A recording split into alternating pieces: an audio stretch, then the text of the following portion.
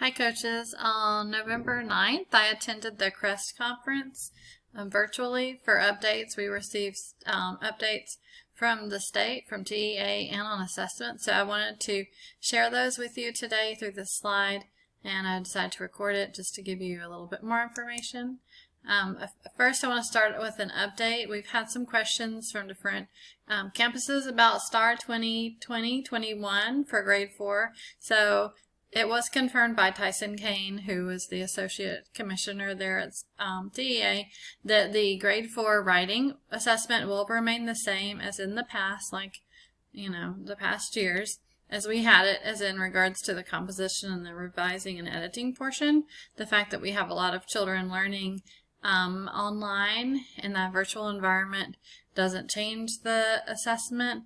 At-home learners must attend a proctored site, and I'm sure our district will tell us more, but according to TEA, the students would have to attend either a campus or a district proctored site, so there would not be any online testing unless children had it in their IEP as an accommodation or that matter.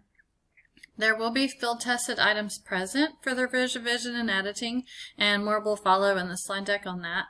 And again, this was confirmed by Tyson Kane, so go ahead and feel free to share this information. The STAR writing will remain the same in the way it is assessed and in the method of doing it paper pencil, unless otherwise noted in a child's IEP.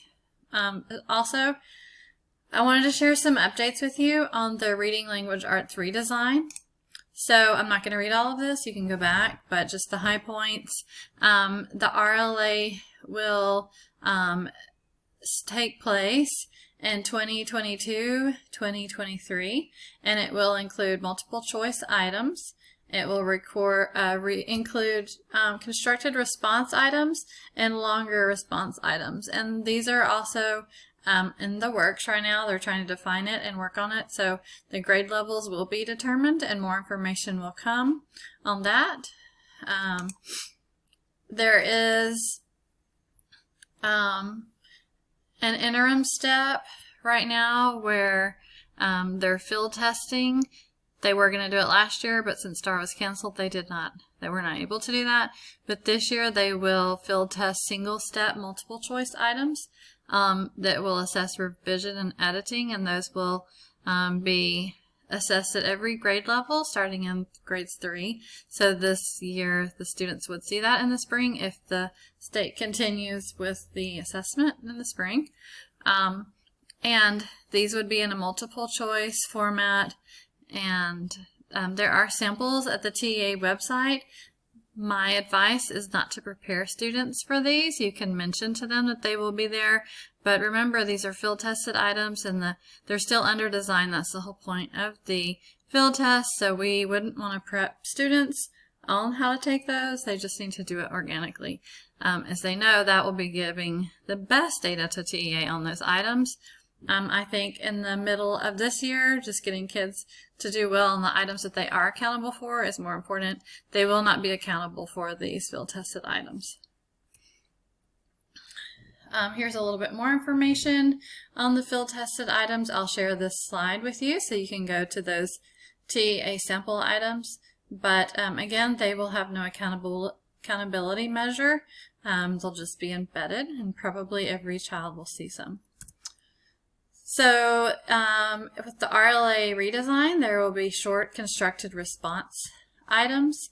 This gives you a little bit information. Again, this is still all under design. Nothing's like exact. They're just sharing information, and I'm just sharing the information they shared with me. So what we did know is that they held focus groups and advisory committees. They listened, they brought in feedback, and they landed on a 2-point task using an item-specific rubric.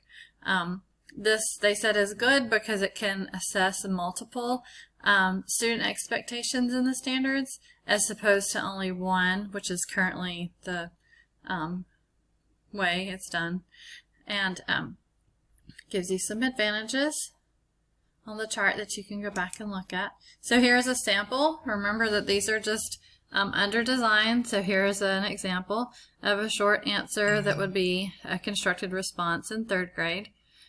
Later on, you'll see a slide that talks about the need for the test to be 75% or less of multiple choice. So this is why the constructed response is coming in. You'll learn more about that. And this would be the item-specific rubric. You can go back and look more detailed if you really want to, but this is just a big picture heads up. This is the rubric, so there would be a constructed response task, and then there would be a rubric that the TEA would use to grade that. Something that they mentioned and talked about for quite a bit was the linking of those informational sections to cross-curricular topics. So the RLA passages will have content integration, and so they will link to science, social studies, fine arts, technology, mathematics to a lesser degree, just because it's hard to do that, they say, and I agree.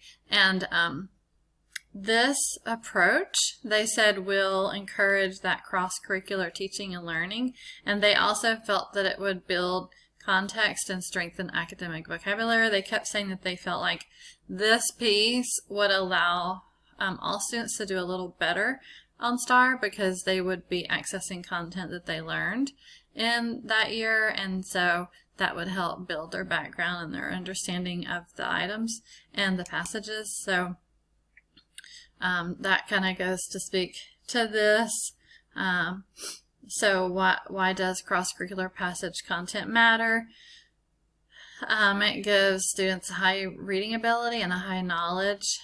We can go back and you can break this down a little bit, but subject matter knowledge is covered in the TEKS and all the subjects. So TEA feels that ensuring STAR passages have content aligned to the TEKS ensures a more level playing field when assessing comprehension. That's according to TEA. And also, here's some information about the different passages that you could read and think about. Informational text presents information to explain, clarify, and educate. They would clearly link to subjects such as science and social studies. And then literary text is generally recognized for its artistic value and the purpose of entertaining. And these might reflect topics covered in other subject areas. I'm thinking like fine arts and things like that. And then there's a note that says, by spring 2024 administration, 100% of the informational text that will be in STAR reading would be based on cross-curricular content covered in other subjects in the TEKS. So that's pretty much coming, so they're working on that. Here's an example from a grade 4 science. You can see the passage, and then it gives you links to K4 science topics that would connect students to understanding this a little better, back to the level playing field idea, and then the vocabulary that students might see based on the TEKS that were taught in that grade and the previous. House Bill 3906 is the bill that caps the STAR test at 75% of questions as multiple choice. I think the really important thing on this slide is to know that it's all pretty much pending. It's all under study, and it's nothing set in stone. The House bill did set in stone the 75% question rule. You'll notice that this is supposed to be enacted by 2022 and 23, and this is really connected to pending action by this year's legislature. So they're about to open, and so a lot of these details need to still be ironed out. So there's also, if you wanted to go, you could look at House Bill 3906 through the link provided. And if you're not on the listserv for TEA, you might think about that. Here's some things that they recommended that you might want to join as far as your listserv.